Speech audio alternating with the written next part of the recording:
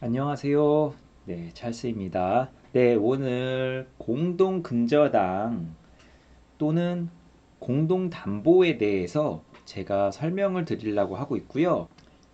공동담보는 일반적으로 그 채무자, 그러니까 돈을 빌리는 사람이죠.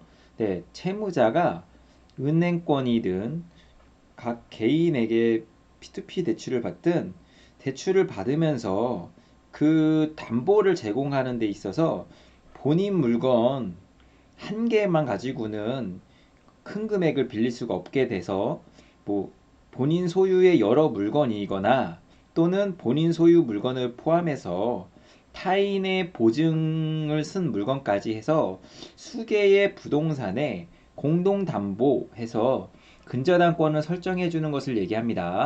일반적으로 채권자들은 돈을 이 사람 담보물에 비해 좀 많이 빌려준다고 생각이 됐을 때 그 사람 담보물 뿐만이 아니라 그 사람의 어떤 지인이든 가족이든 다른 담보물을 요구하게 되는 경우가 있는데, 그런 경우에 이런 근저당권이 설정이 되신다고 보시면 됩니다.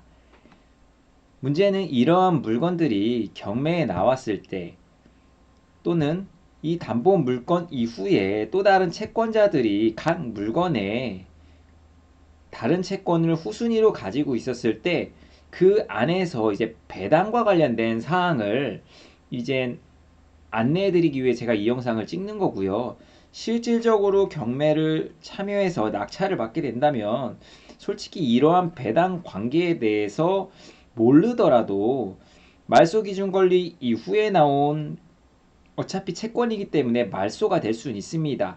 다만 우리가 이제 경매를 참여하다 보면은 깨끗한 물건만 참여하는 것이 아니라 지분 물건이 될 수도 있고요. 법정지상권 물건이 될 수도 있고요. 네, 다른 어떤 특수한 물건을 입찰하는 경우가 있습니다. 이제 그런 경우에 이러한 공동담보의 특성을 이제 이해하셔가지고 누구는 배당이 되고 누구는 배당이 안 되고 뭐 이런 거라든가, 누구는 배당을 얼마를 가져가고 누구는 배당을 좀 덜 가져가고 뭐 이런 것들을 실질적으로 계산이 돼야지 입찰을 참여할 수가 있게 되는 경우들이 굉장히 많습니다. 그래서 경매 고수로 가기 위해서는 이러한 배당에 대한 공부가 반드시 필요합니다.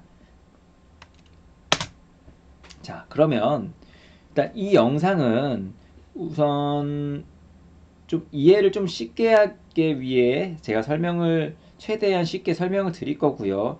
이 영상을 보시는 분들이 뭐 초보자분들이 주로 봐주셨으면 좋겠긴 한데, 뭐 고수분들도 이 영상을 보시고 만약에 내가 몰랐던 부분이다 라고 생각하시면은 좋게 봐주시고 응원해 주시기 바랍니다. 일단 공동담보라는 거는 이제 동일한 채권, 아까 설명드렸지만 동일한 채권, 채무자가 어떠한 대출을 일으키기 위해서 그 채권을 담보하기 위해 여러 개의 담보물을 제공하는 것을 얘기합니다. 여기에서는 채무자의 담보물 플러스 제3자의 담보물 이렇게 될 수도 있고요. 다 채무자가 보유한 물건일 수도 있습니다. 또 거래 당사자 가운데 한 사람이 계약을 위반하여 생긴 손해를 다른 사람이 공동으로 배상하는 담보를 말합니다. 요게 아까 말씀드린 그걸 보증을 섰다 해가지고 이런 사람을 물상 보증인이라고 하는데, 이런 사람들의 물건까지 같이 처분하게 됩니다. 자, 예를 들어서 갑이 사업자 대출을 위해서 은행을 방문했어요. 그리고 갑수의 물건 A, B를 담보로 제공하겠다고 했는데 이게 좀 모자르다고 합니다. 그래서 지인 을과 병, 같이 사업을 하고 있는 지인 을과 병의 각 주택에 또 공동담보로 이제 묶어서 이제 대출을 진행하게 됩니다. 이런 경우가 발생했다라고 이제 가정을 하고, 일단 제가 배당되는 방식, 배당금, 배당되는 금액, 비율 이런 거에 대해서 설명을 드려 볼게요. 말하는 채무자가 누구냐면 실질적으로 그 돈을 끌어간 사람을 의미합니다. 그래서 이 채무자가 일반적으로 소유자일 확률이 굉장히 높고요.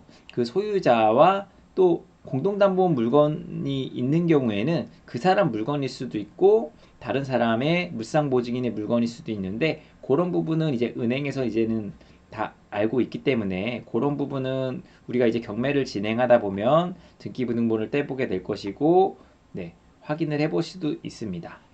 공동담보 부동산을 모두 소유한 경우, 자, 채무자가 공동담보 부동산을 모두 소유한 경우입니다. 그러니까 지인, 물상보증인을 끌어들이지 않고 내가 가진 물건으로 이제 대출을 진행을 했는데 그 선순위 대출에서 제가 여기서는 이제 국민은행으로 그냥 가정을 하고 이제 진행을 하려고 합니다. 채무자가 A라는 주택과 B라는 상가와 C라는 오피스텔을 가지고 있다고 가정을 해볼게요.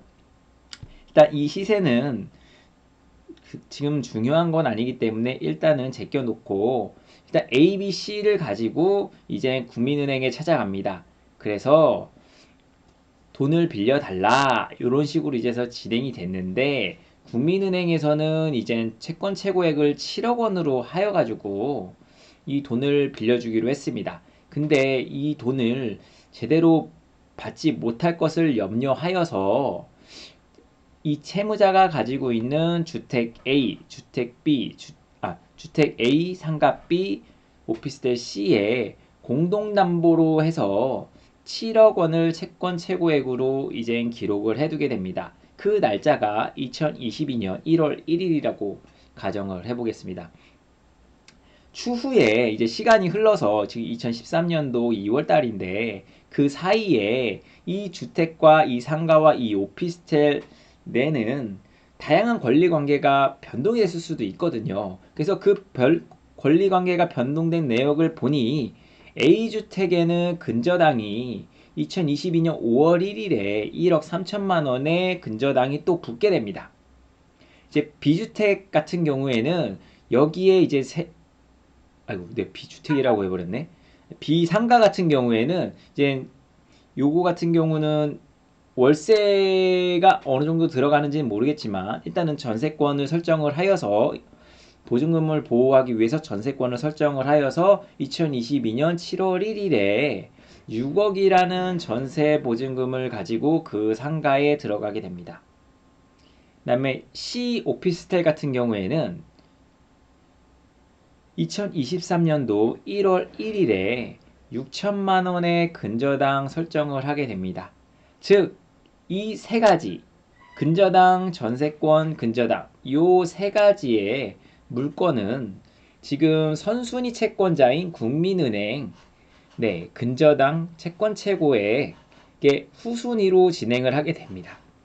이 부분에 대해서는 아마 이해를 못 하시는 분들이 없을 거라 생각해요.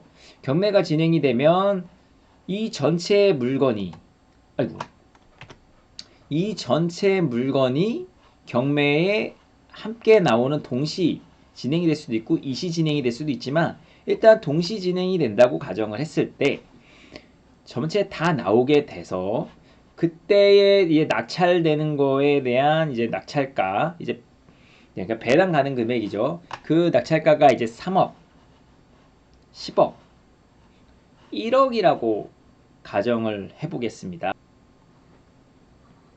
그럼 우선 만약에 국민은행이 지금 국민은행은 채권 최고액이 7억이지 않습니까? 네, 7억인데 그러면 솔직히 채무자가 가지고 있는 물건을 상가 요거 하나만 매각하더라도 충분히 배당에 참여할 수가 있습니다. 하지만 여기에 이제 문제가 생기는 것이 무엇이냐를 계산해 보면 이 사람이 만약에 국민은행이 B라는 상가에만 요거를 판매한 매각한 가격에서만 배당을 받게 되면 이 B 상가에 전세권 6억이 들어간 이 세입자의 경우에는 졸지에 손해를 보게 됩니다.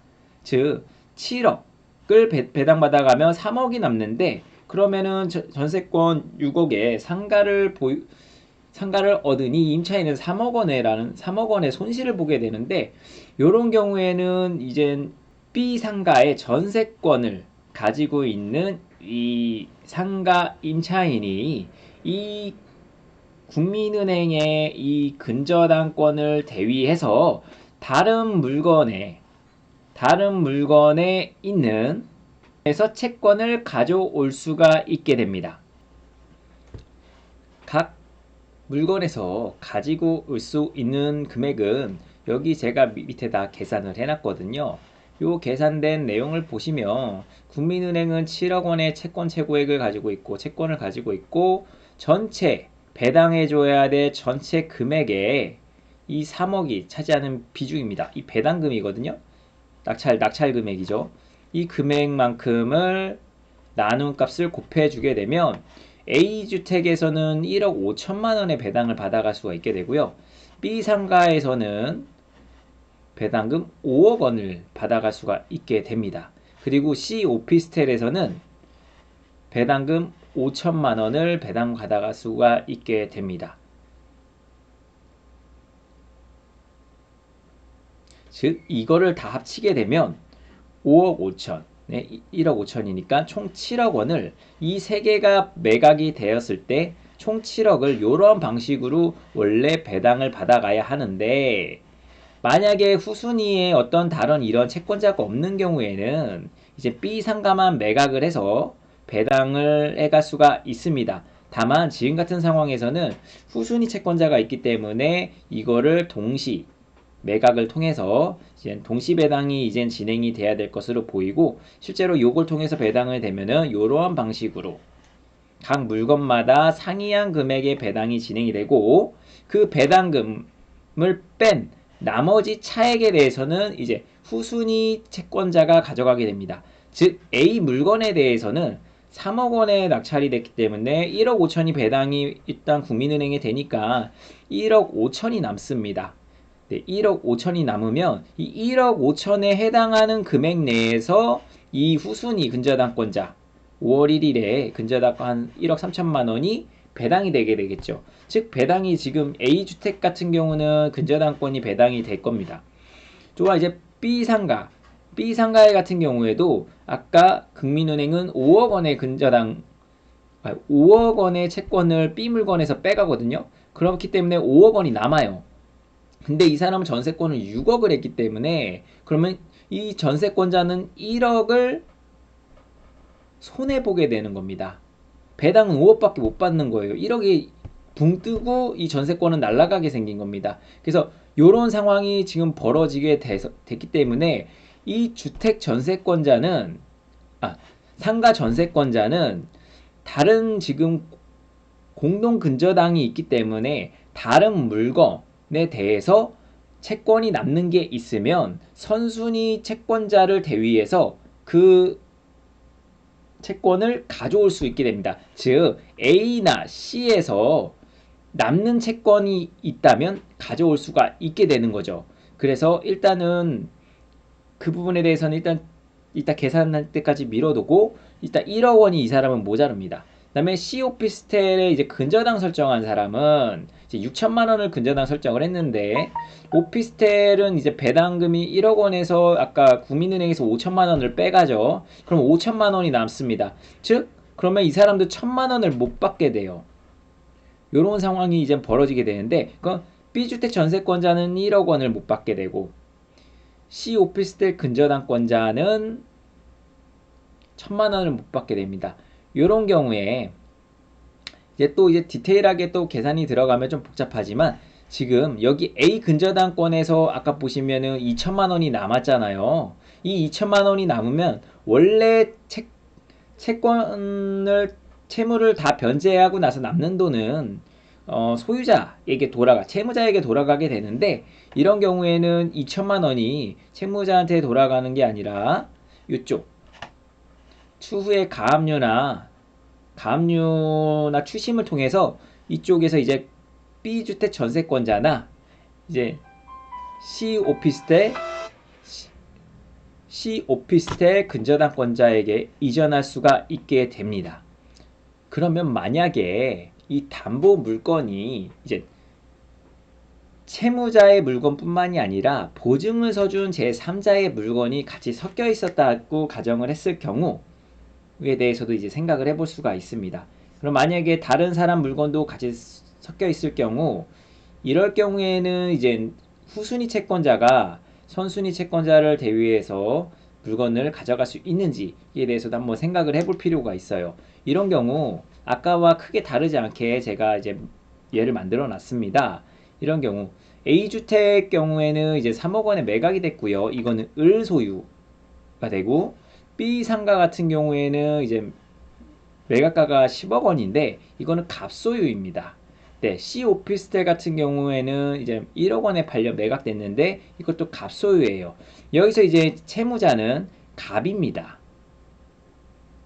갑이라고 가정하고 내용을 진행을 해보면 A주택 같은 경우에는 매각되고서 국민은행에 채권을 상환하게 되면 1억 5천이 남고, 그 다음에 10억 원에 팔린 이 상가 같은 경우에는 배당이 국민은행이 5억 되니까 5억 원이 남고, C오피스텔 같은 경우에는 배당금이, 그러니까 낙찰가가 1억이니까 배당을 5천만 원 가져가니까 5천만 원이 남습니다. 즉, 요 남는 돈으로 이제 이후에 후순위 근저당권자들의 채권을 보존하게 되는데, 아까와 얘와 좀 다르게 여기에서는 B, C는 갑소유지만 A는 을소유입니다. 즉 물상보증인의 소유예요. 그러니까 실질적으로 채무를 진 사람이 아닌 그거를 그냥 보증을 서준 사람입니다. 여기에서 이제 채권이 이제 아까 보시면 후순위 근저당권자는 선순위권자를 대위해서 다른 물건에 채권을 가져온다고 했습니다. 즉 내가 원래 받았어야 될 비율의 배당이 있었는데 그 배당만큼을 다 받지 못했을 경우에는 다른 물건에서 남는 금액에서 가져올 수 있다 요랬었는데, 물상보증인이 있는 물건 같은 경우에는 그렇지 않습니다. 예를 들어 보겠습니다.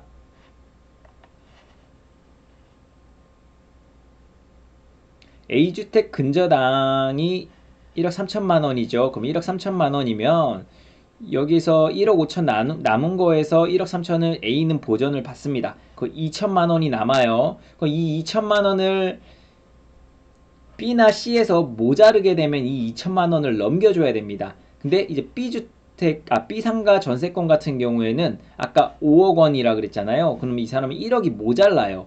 근데 얘는 갑소유 물건이에요.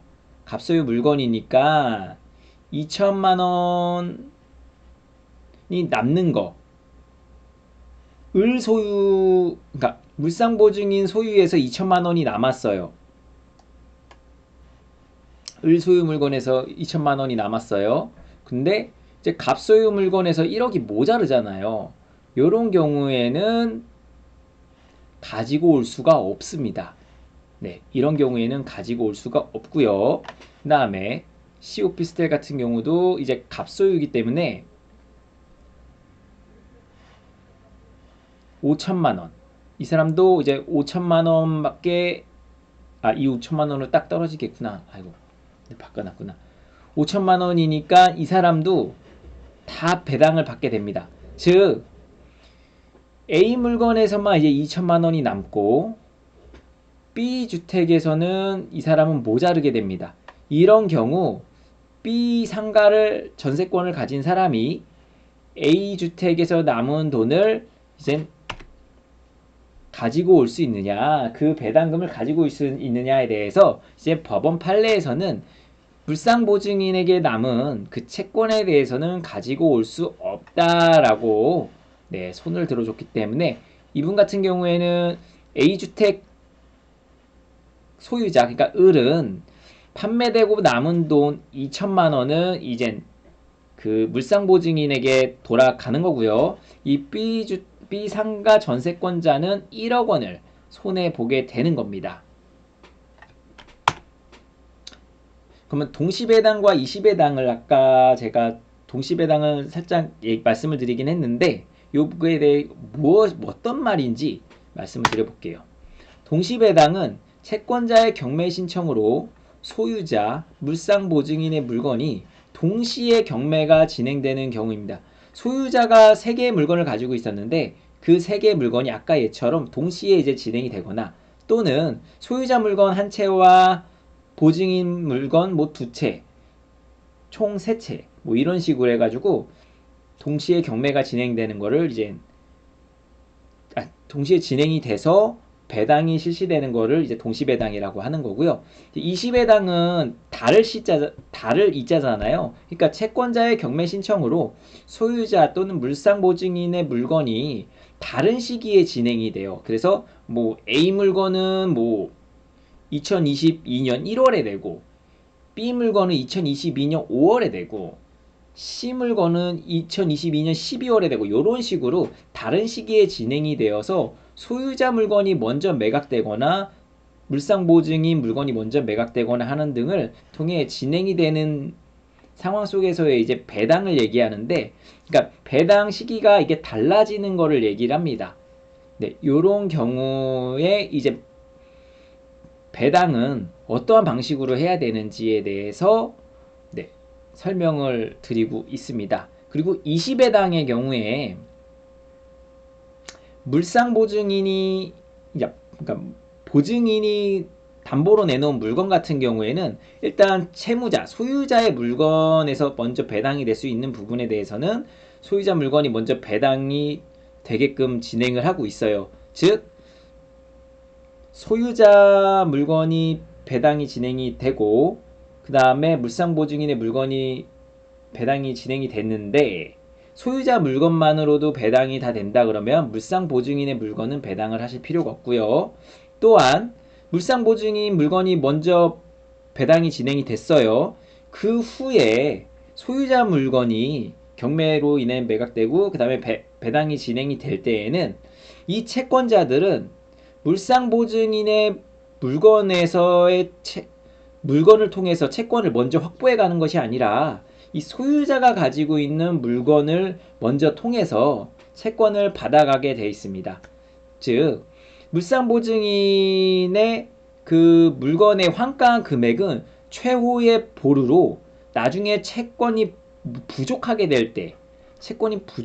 될 때에만 이쪽을 통해서 상환을 받아갈 수 있고, 만약에 공동 저당을 설정을 하고 그 공동 저당에서 모든 그 공동 저당 채권 최고액이 모든 물건을 판 금액보다 비싸게 되는 경우에는 물상보증인이든 채무자 담보든 다 상관없이 모두가 재산을 날릴 수밖에 없지만 채권 최고액, 그러니까 공동저당이 진행된 그 채권 최고액이 이 물건 3개를 다 합친 값보다 적을 경우에는 물상보증인이 담보로 제공한 물건에 대해서는 채권에 대해서 물상보증인에게 돌려주게 됩니다.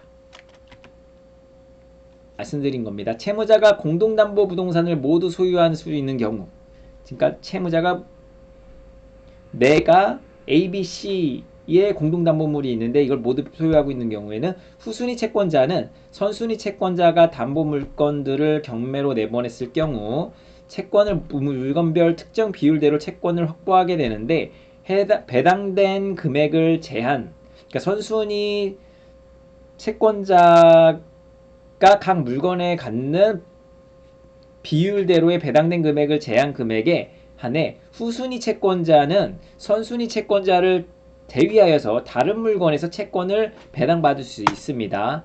하지만 아까 또 말씀드렸듯이 채무자의 물건뿐만이 아니라 물상보증인의 물건도 같이 공동담보로 되어 있는 경우에는 후순위 채권자는 선순위 채권자의 채권액을 제외한 나머지 배당액에 대해 선순위 채권자를 대외할 수는 있으나 물상보증인의 물건에 대해서는 그러하지 아니합니다. 이건 대법원 판례 95마 500에 나와 있고요. 이는 동시배당이 진행이 되든 이시배당이 진행이 되든 상관없이 물상보증인, 그러니까 선순위 채권으로 모든 물건이 매각하고서 돈이 남게 된다면은 물상보증인에게 남을 돈이 물상보증인의 그 채권에 대해서는 제일 마지막에 배당을 해야 되고 이 배당 같은 경우에는 이제 물상보증인에게 실질적으로 돌아가야 한다는 뜻입니다.